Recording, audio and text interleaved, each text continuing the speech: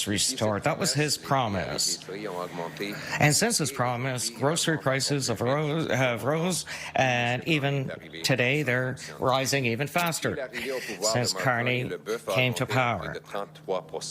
Beef has increased by 33%, canned soup 26%, grapes 24%, roasted coffee, ground coffee 22%, stewing beef 22%. That is food inflation from Mark Carney. And let's not blame the global effects, because the price of food is rising 48% faster here than the U.S. Fortunately, U.S. tariffs do not apply to food consumed here, so we cannot blame other countries for food inflation caused by Liberals here in Canada, where food inflation was almost double the target from the Bank of Canada. 4 million visits to the food banks this year. That's the double of 2 years ago. Even now, it's even worse under Mark Carney than it was under Mr. Justin Trudeau. So, the crisis, the cost of groceries from the Liberals is getting worse and worse, and Canadians are suffering. And this crisis is dangerous, and that's why the Conservatives are demanding a very clear message. The Conservatives want to stop taxing groceries. The 4 taxes, Liberal taxes that apply to groceries, must be eliminated. Again, we know each dollar that Mr. Carney spends comes from Canadians' pockets, from direct taxes or indirect inflationary taxes. So that's why the Conservatives are demanding that we eliminate all grocery tax that the Liberals impose. Eliminate carbon tax on farmers, eliminate the new diesel and gas tax that increases the cost of food transport, and let's axe the tax on food wrapping from the Liberals and axe Mr. Carney's inflationary tax. With lower taxes, we can have more affordable food so that all families can eat. Canadians deserve nutritious, delicious food and should be able to buy a great home in a safe neighborhood. This is Canada's promise that we want to restore. Thank you. I want to thank the Fire of God Ministries for their food bank work. They have already fed 70,000 visitors, 70,000 visits as of July. Last year, it was 64,000 visits for the entire year. So they've already passed last year's demand, and still half the year remains to go. It's a big change. As you can see, anybody who walks down Murray Street can see an incredible change. Those of you who live in Ottawa, you'll remember that 10 years ago, you didn't see a block and a half of homeless people dying of drug addictions living on the streets, but it is just another image of life falling apart after a decade of Liberal inflation, Liberal housing crisis, Liberal drug policies, and Liberal chaos. Policies that some people thought might reverse under Mark Carney, but in fact have worsened under his leadership. It is more drugs, more costs, more crises, more of the same under Mark Carney's Liberals. And nowhere is this more true than when it comes to food prices, which are in a total and absolute crisis. Prices are rising faster today than they were when Mark Carney took office, promising to lower them. And why is this? Well, because the Liberals have 4 sneaky grocery taxes that are embedded in everything you buy. First, the industrial carbon tax on fertilizer and farm equipment drives up the cost for our producers.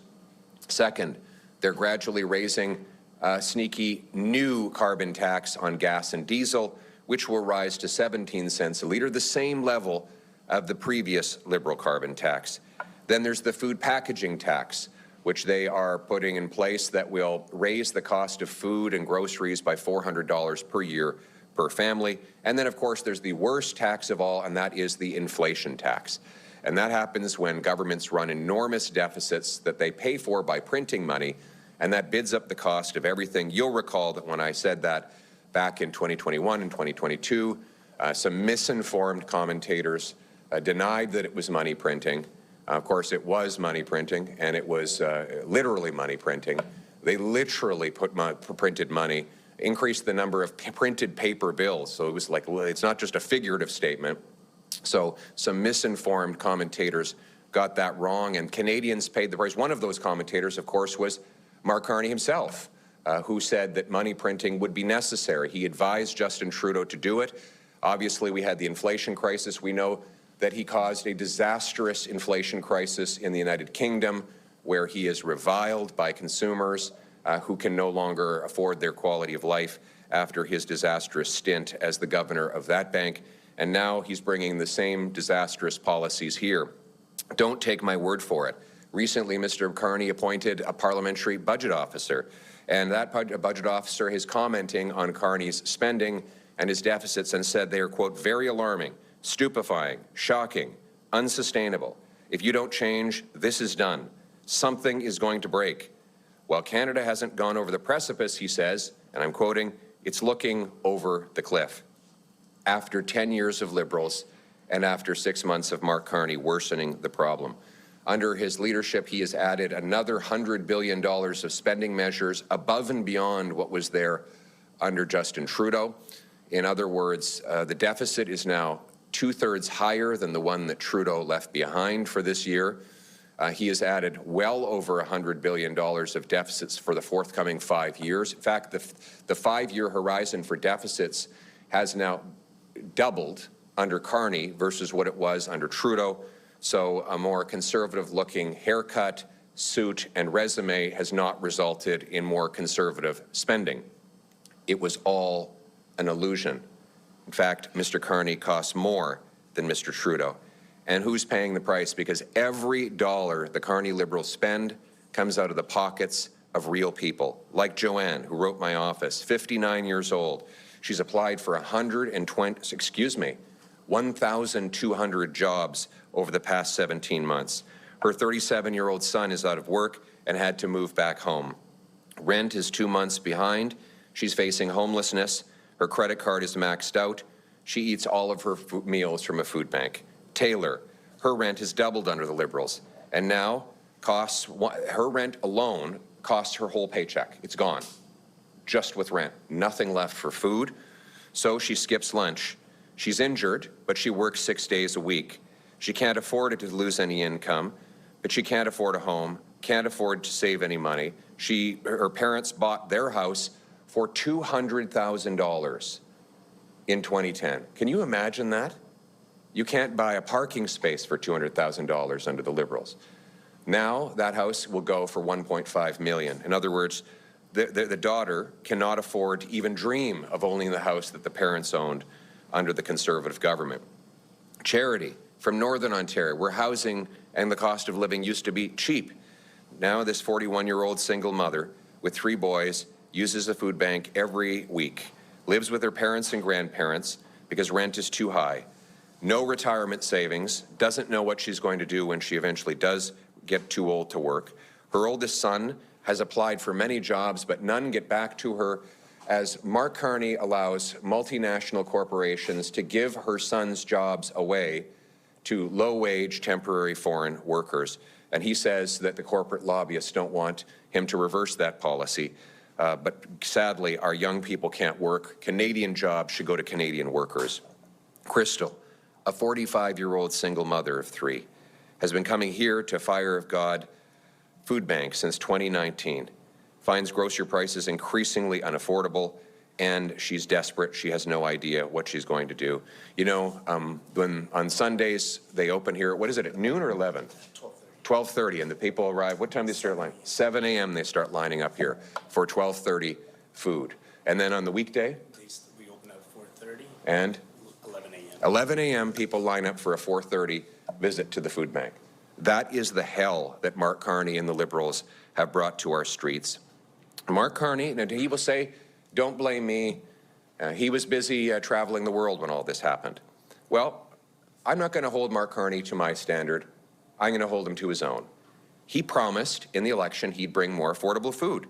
He said that Canadians should judge him by their experience at the grocery store. That's a quote. Since that time, beef is up 33%, soup 26%, grapes 24%, coffee 22%, beef stewing cuts 22%, and it's not a global issue. It's not a foreign issue. It's a Mark Carney Liberal issue. Food prices are rising 48% faster in Canada than they are in the United States of America, and you can't blame tariffs because American tariffs do not apply on food consumed here in Canada. So no more excuses, no more distractions. It's time for Mark Carney to take responsibility for the food price hell that he is causing in this country. In fact, food price inflation is twice the Bank of Canada's target. 1 in 10 Torontonians is eating at a food bank. Greater Montreal has 500,000 visits to food banks every single month. Food Banks Canada reports that 25% of Canadians are living in food insecurity after a decade of Liberals, worsening under Carney. It used to be a year ago, folks were spending $16,000 on food every year. That's up $800 to almost 17 grand under Mark Carney's inflationary policies. 100,000 more people lost their jobs over the summer as Carney's taxes and red tape blocked employment. And then what few jobs do exist, he is giving his corporate insider friends the license to give them to temporary foreign workers at lower wages. But Canadians deserve better than this, and Canadians will have better than this. I'm here today offering a message of hope. You do not have to live like this. You should be able to walk peacefully down grocery aisles, looking at the delicious meals that you're going to put together at home and enjoying that food, knowing that both your stomach and your bank account are full. That is the country we had, and that's the country we're going to restore. And today, Conservatives have a positive proposal. We're working with all parties on this proposal. It's a very simple idea. Stop taxing groceries.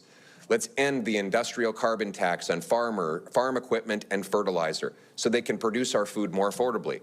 Get rid of the new Liberal carbon tax on diesel and gasoline.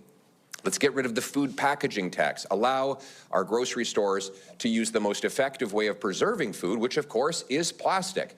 Plastic, which is a fully recyclable, made in Canada substance that preserves food better than any other technology, should be allowed to be there so that we can have fresh food that lasts longer and people can enjoy for 3 or 4 more days before it spoils. And of course, get rid of the inflation tax. We're calling for Mark Carney to reverse his new spending increases, cap spending, cut bureaucracy, consultants, foreign aid. We can't give money abroad when we're not feeding our own people at home. Charity starts at home. Cut foreign aid.